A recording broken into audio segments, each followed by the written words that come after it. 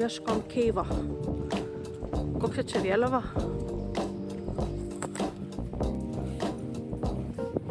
Gal iš library tą raktą reiks pasimti.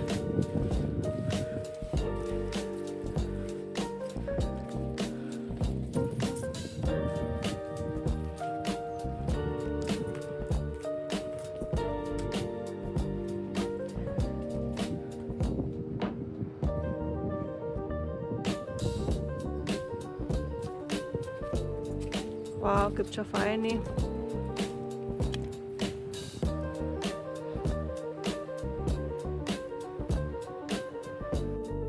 Taigi, kad būtų aiškiau, papasakosiu, kogi mes čia atvykome. Mes ieškojame olos St. Filans ir žinojome, kad į ją pakliūti mums reikės rakto, kuris yra kavinėje, kaip paaiškėjo, ji buvo viršuje, tai šokoladinė va šita.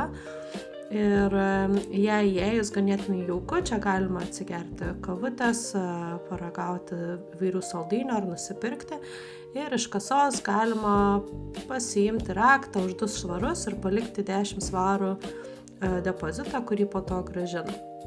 Taip pat gauni žemėlapį ir tada keliauji link tos olos. Ta mes ir padarėme. Ola ganėtinai maža, tad rekomendavo tiesiog palaukti lauke prie olos, kol kiti pasižiūrės. Tai mes žinojame, kad jau keletą grupių nuėjusių, tai tiesiog pastoviniavome, pasidairėme aplink ir tada norėjome pasižiūrėti. Tai va, toliau pamatysite, pasidalinsime vaizdais iš vidaus.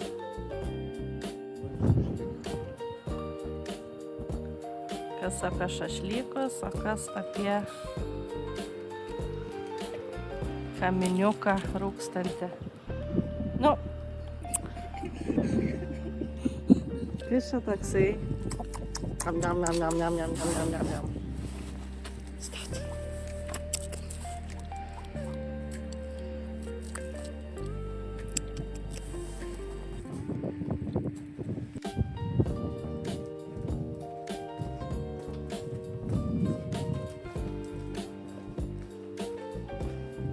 Girdi? Vadai šneka. Ar ne? Kadangi nenufilmavau įėjimo į uolą, tai pridedu kelias nuotraukas.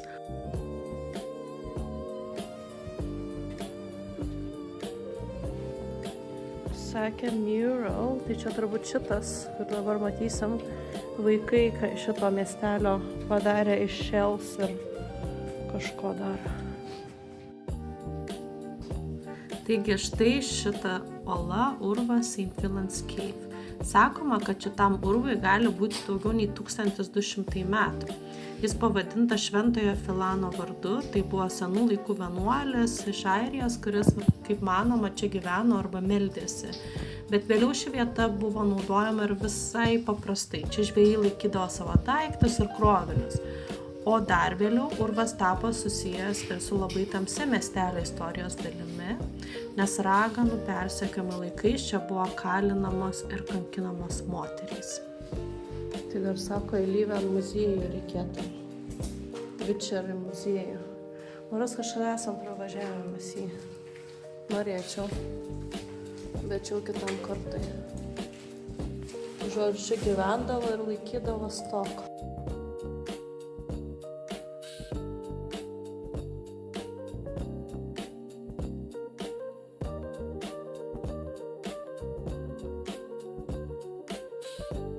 O čia galite matyti, kaip atrodo nuo uosto per siaurą keliuką įėjimas į šią uolą.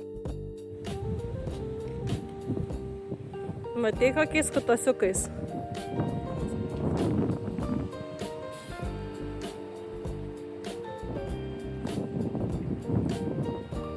Šitas venas.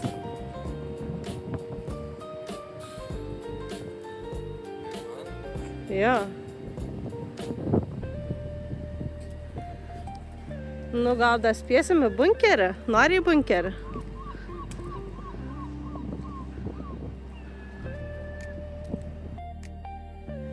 Pittenweem kaimelis – tai mažas žvejų kaimelis Škotijos rytinėje Fife pakrantėje, netoli St. Andrews miesto. Jis gyvuoja nuo viduramžių, garsėja senomis gatvelėmis, uostu ir kasmetiniu meno festivaliu, kuris vyksta rugpjūtį. Tikrai jaukus kaimelis, mums labai patiko ir tikrai rekomenduoju čia užsukti, jei keliausite link St. Andrews. Būtinai pasivaikščiokite po uostą ir pasidairykite aplink laivus, o taip pat galite nueiti prie šio švyturio. Mes buvome ganėtinai vėjuotą dieną, tai labai daužėsi bangos į molą, tai nusprendėme iki jo neiti.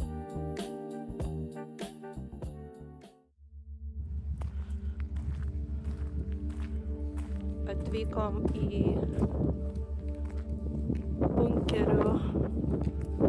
bunkerį kažkokį, labai užslėptą, tai kad visur ženklų pilna.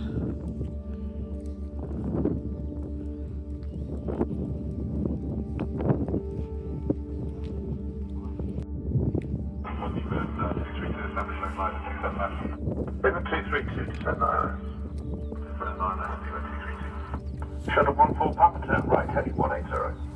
Right, 180, shuttle 14 Papa. Niekada nesinota.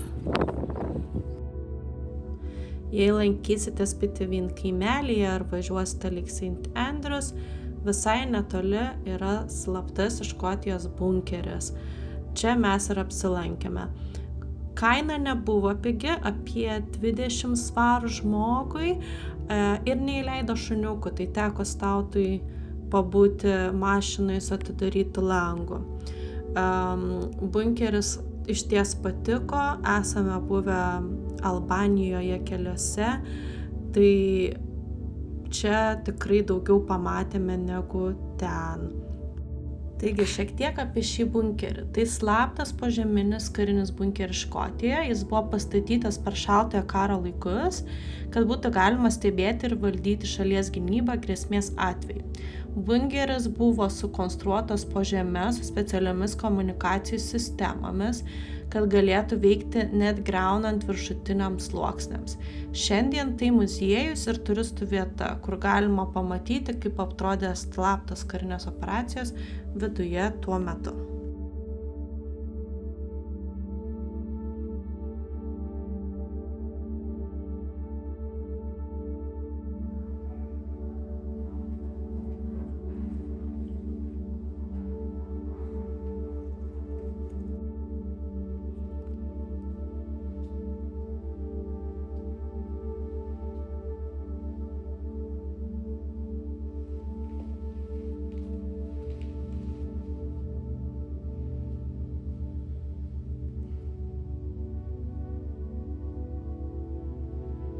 Tai čia karališkoji observatorija.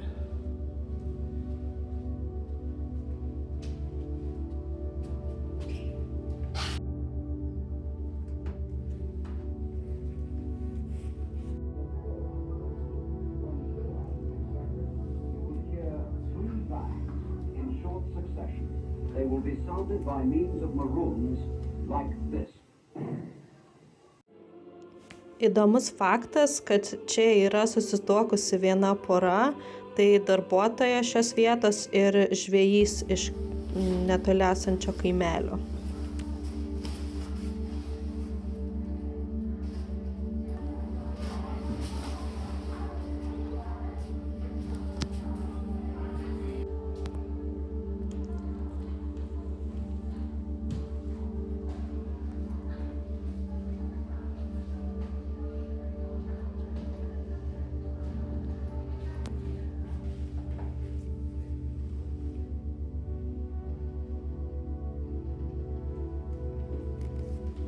Kodėl jie apie bikinių šneka? Ulele. Tai bet palauk, bet ten tas miegamųjų tai visai mažai buvo.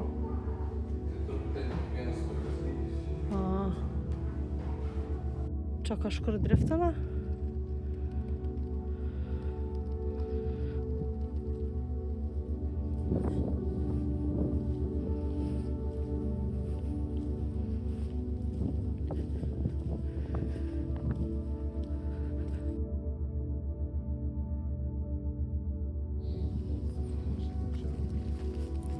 Taigi, kur mes atvažiavom? Bažnyčia.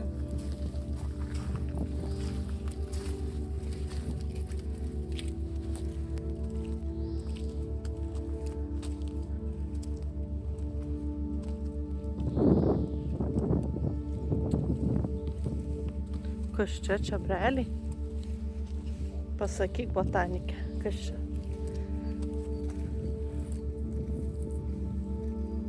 Nebūtinai.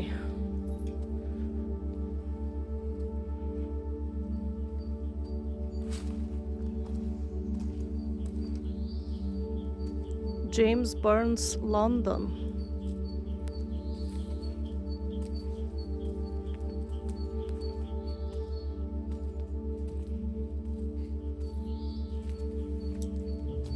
Atidaryta?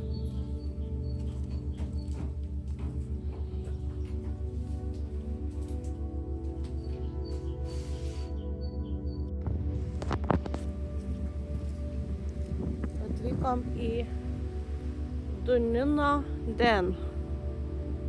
Daug varpelių, daug tešlų. Ir aš su labai gerais batais šiandien.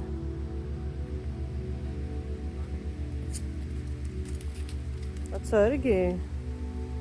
Aš sakai, nieko nebus.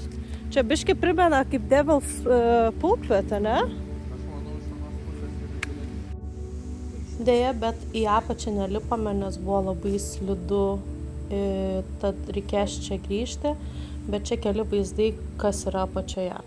Tai tiek šį kartą iš mūsų kelionių po Škotiją.